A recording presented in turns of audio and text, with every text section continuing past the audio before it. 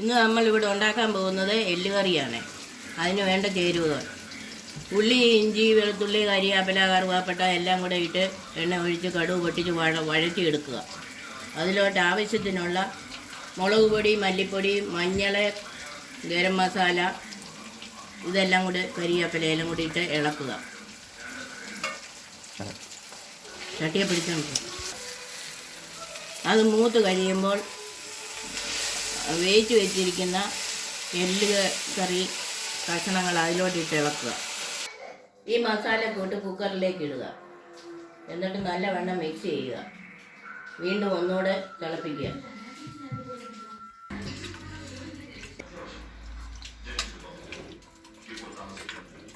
മസാല ചേർത്ത് വീണ്ടും കുക്കറ് ഗ്യാസിൽ വെക്കുന്നു. അത് നല്ലവണ്ണം തിളച്ച് കഴിയുമ്പോൾ വാങ്ങി വയ്ക്കുക.